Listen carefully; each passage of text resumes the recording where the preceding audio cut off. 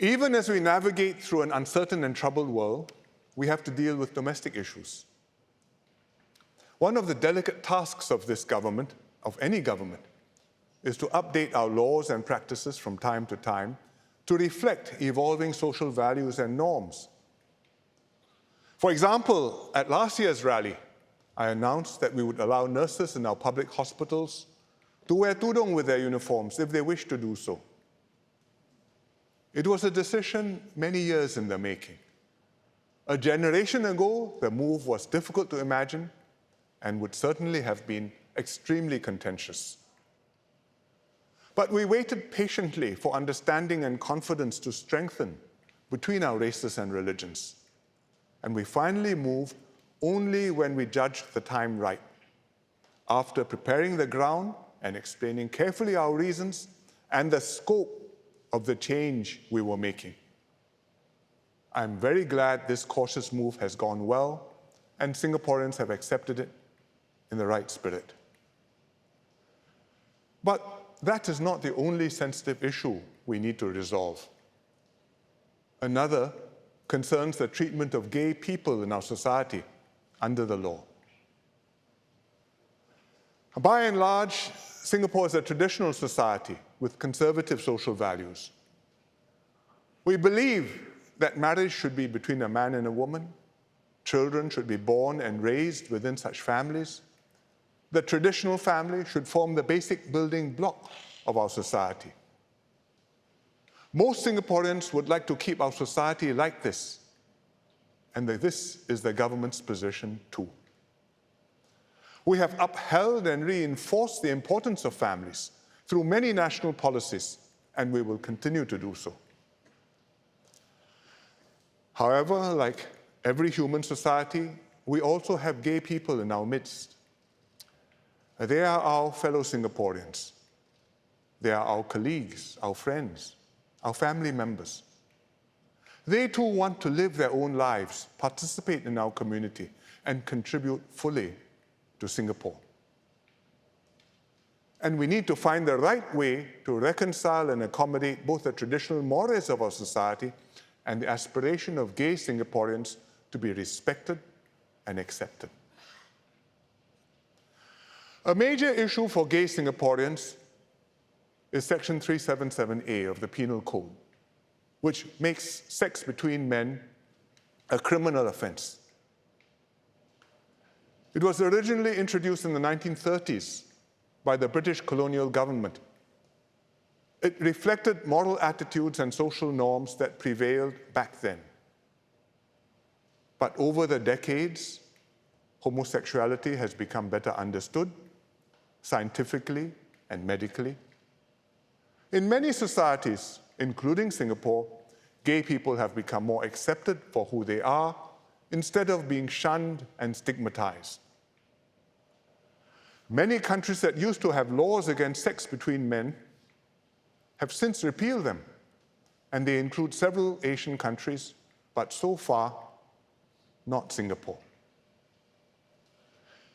Parliament last debated whether or not to repeal Section 377A in 2007. MPs expressed strong views on both sides. I joined in the debate to advise restraint and caution.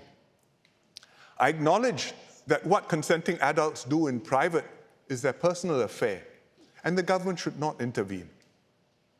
But I pointed out that not everyone was equally accepting of homosexuality.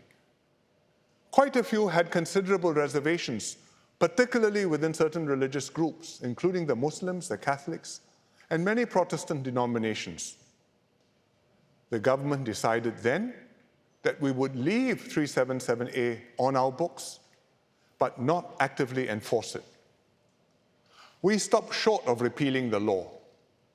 It would have been too divisive to force the issue then. It was better for us to live with this untidy compromise, and it was a practical way to accommodate evolving societal attitudes and norms in Singapore. The compromise didn't satisfy every group, but by and large, it has enabled all of us to get along, and so we have lived with this sensitive issue without it monopolizing our national agenda or dividing our society. Now, 15 years later, attitudes have shifted appreciably. While we remain a broadly conservative society, gay people are now better accepted in Singapore, especially among younger Singaporeans. It's timely to ask ourselves again the fundamental question: should sex between men in private be a criminal offense? Singaporeans still have differing views on whether homosexuality is right or wrong, but most people accept that a person's sexual orientation and behavior is a private and personal matter, and that sex between men should not be a criminal offense. Even among those who want to retain Section 377A, most don't want to see it actively enforced and criminal penalties applied. From the national point of view, private sexual behavior between consenting adults does not raise any law and order issue. There's no justification to prosecute people for it, nor to make it a crime. Furthermore, we've seen several court challenges to 377A, seeking to declare the law unconstitutional. None have succeeded so far. However, following the most recent judgment in the Court of Appeal, the Minister for Law and the Attorney General have advised that in a future court challenge, there's a significant risk of Section 377A being struck down on the grounds that it breaches the equal protection provision in the Constitution. We have to take that advice seriously. It would be unwise to ignore the risk and do nothing. For these reasons, the government will repeal Section 377A and decriminalize sex between men. I believe this is the right thing to do and something that most Singaporeans will now accept.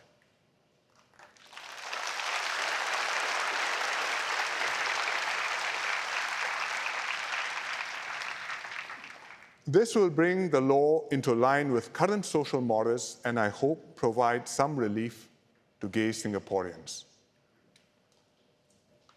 But at the same time, most Singaporeans do not want the repeal to trigger a drastic shift in our societal norms across the board, including how we define marriage, what we teach children in schools, what's shown on free-to-air television and in cinemas, or what is generally acceptable conduct in public.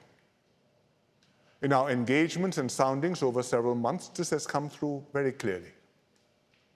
Among those with reservations, some feel strongly about 377A itself.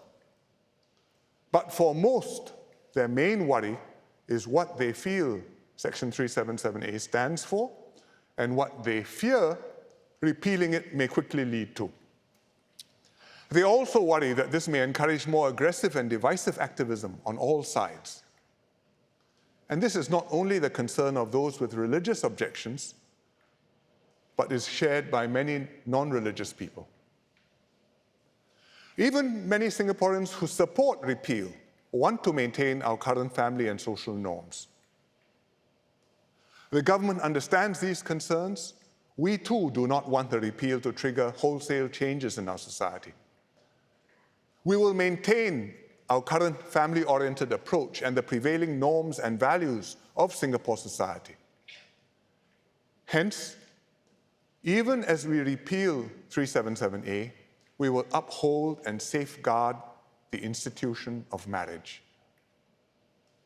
Under the law, only marriages between one man and one woman are recognized in Singapore.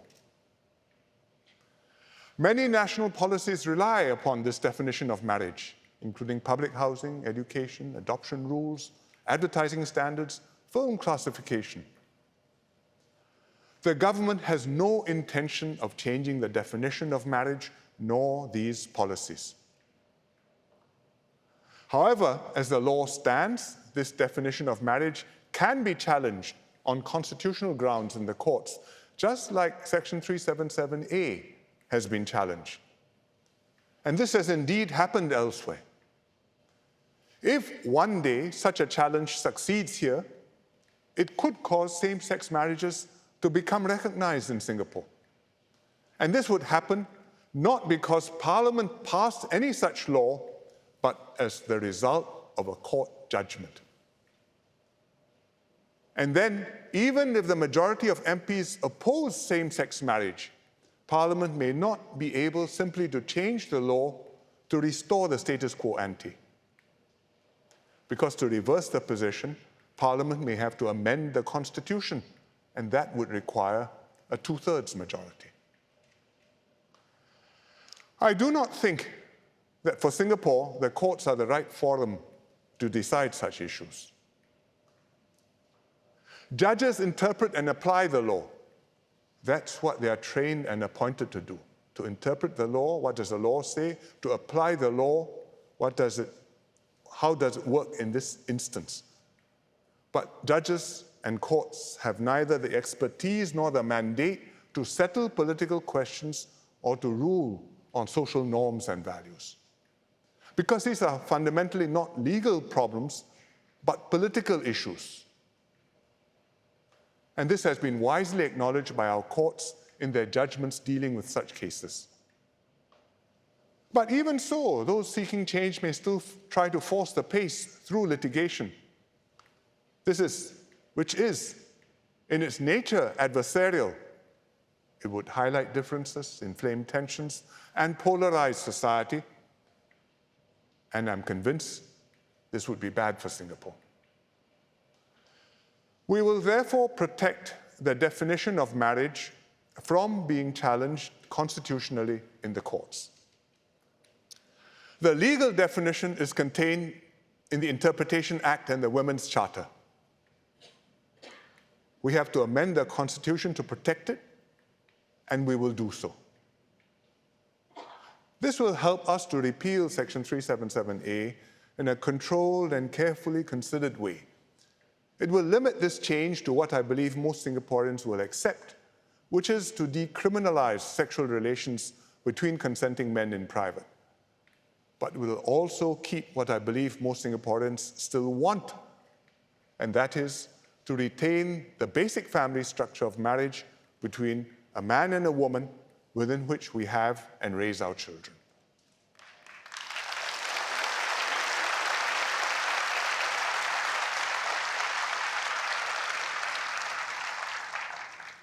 What we seek is a political accommodation, one that balances different legitimate views and aspirations among Singaporeans. For some, this will be too modest a step. For others, it will be a step taken only with great reluctance, even regret. But in a society where diverse groups have strongly held opposing views, everyone has to accept that no group can have things all their way.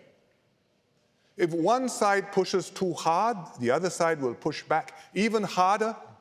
And in some Western societies, not few, this has resulted in culture wars, contempt for opposing views, and not just for the views, but for the opposing people. Cancel culture, to browbeat and shut up opponents, and bitter feuds splitting society into warring tribes. There are some signs of similar things starting to happen here too. I say, let us not go in this direction. All groups should exercise restraint because that's the only way we can move forward as one nation together. There's much more to be said on this difficult subject.